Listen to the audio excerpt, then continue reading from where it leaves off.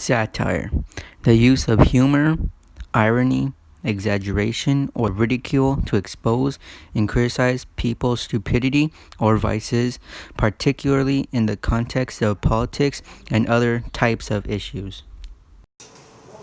Oh, hey, I didn't see you there. The Adventures of Huckleberry Finn by Mark Twain contains a great deal of satire. He attacks religion, slavery, human nature, civil society, and romantic literature. He does this to show people what's wrong with the world and how to better themselves. Here's some examples.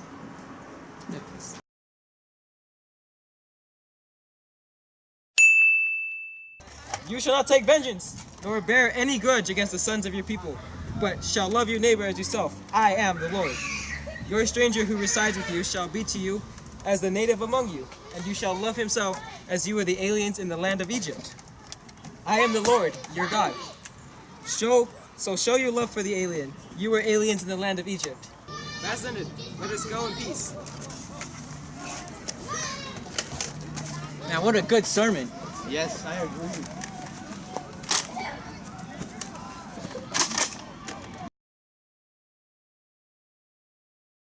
If you didn't want to come, the average man don't like trouble or danger, so you don't like trouble and danger. Half a man like Buck Harkness, shouts lynch him. You're all afraid to back down and afraid you'll be found a coward. And so you raise and yell and hang yourselves under that half a man coattail and come raging out there, swearing that this big things you're going to do. The pillarless thing is a mob. They don't fight. They're cowards. The only thing they have is an officer which commands them. That's borrowed from their mass and from their officers, but a mob without any man at the head of it's beneath the pitiless nothing. The thing for you to do is droop your tails and go home and crawl into a hole. If any real lynch is going to be done, it'll be done in the dark southern style. And you'll try to come and bring their mask and fetch a man along. Now leave and take your half a man with you. But didn't you just shoot an unarmed drunk man not long ago?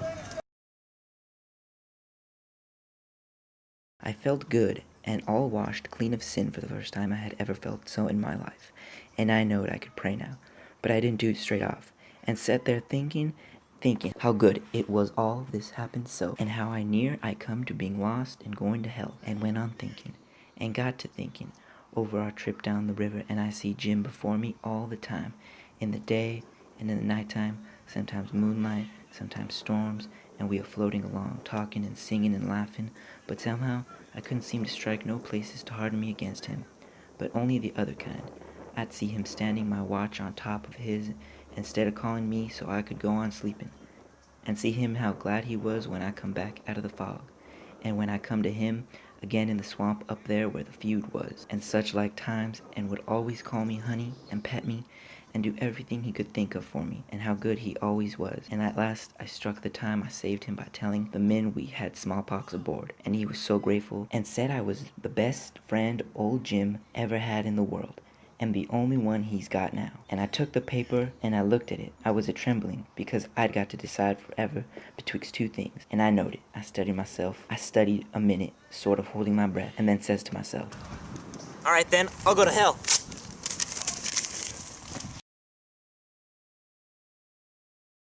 Now, what's the line of business for this gang?